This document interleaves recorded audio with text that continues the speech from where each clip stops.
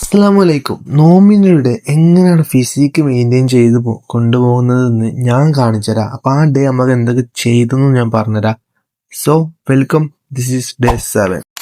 അങ്ങനെ നമ്മൾ ഉറങ്ങി എണീച്ചിട്ടോ. എന്നിട്ട് നേരെ നമ്മൾ ഫുഡ് കഴിക്കാൻ പോയി. ഫുഡ് കഴിച്ചതിന് ശേഷം പിന്നെ നമ്മളൊന്ന് കിടന്ന് പിന്നെ നമ്മൾ നേരെ കോളേജിലേക്ക് പോയിട്ടോ. കോളേജിൽ അങ്ങോട്ട് എത്തി. അതിന് ശേഷം ബ്രേക്കിന് നമ്മളൊന്ന് ചെക്കനപ്പം ഒന്ന് പുറത്തു പോയി കുറച്ച് സാധനങ്ങളും കാര്യങ്ങളൊക്കെ നോക്കാണ്ടായി. പിന്നെ അങ്ങനെ നമ്മൾ ഹോട്ട് വീൽസും കാര്യങ്ങളൊക്കെ നോക്കി. വെറുതെ നിൽക്കല്ലേ, അപ്പം കുറച്ച് എൻജോയ്മെന്റ്സ് ഒക്കെ വേണ്ടേ. അപ്പം അതിന് ഹോട്ട് വീൽസും കാര്യങ്ങളൊക്കെ നോക്കി. പിന്നെ നമ്മൾ കുറച്ച് ആനിമേന്റെ ആക്ഷൻ ഫിഗേഴ്സും കാര്യങ്ങളും നോക്കി. അങ്ങനെ പിന്നെ നമ്മൾ നേരെ ക്ലാസ്സിലെത്തിട്ടോ. പിന്നെ ക്ലാസ് കയറിയപ്പോൾ ഉള്ള കുറച്ച് ഷോർട്സ് ഒക്കെ ആണത്. ക്ലാസിന്റെ അവസ്ഥയാണ്. പിന്നെ ചെക്കന്മാരൊക്കെ ഒരേ കളി, എല്ലാരും ഇരുന്ന് ഗെയിം കളിക്കണത്. പെരുങ്കളിയാണ്.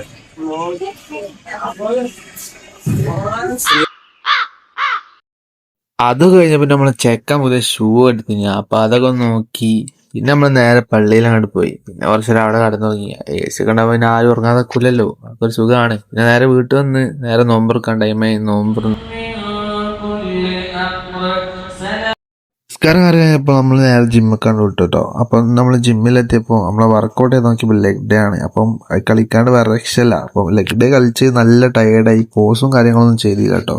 പിന്നെ പോണ വഴിക്ക് നമ്മൾ ചെമ്മീൻ്റെ ഫ്ലേവറുള്ള മാങ്ങ കണ്ടപ്പോൾ അതുമായിട്ട് നേരെ വീട്ടിൽ കണ്ടിട്ട് പിന്നെ നേരെ ഫുഡ് കഴിച്ചിട്ട് നേരെ കിടക്കാൻ അതിലായി. കാരണം നല്ല ടയേർഡാണ്. അപ്പം അത്രയേ ഉള്ളൂ. അസ്സലാമു അലൈക്കും, ഗുഡ് നൈറ്റ്.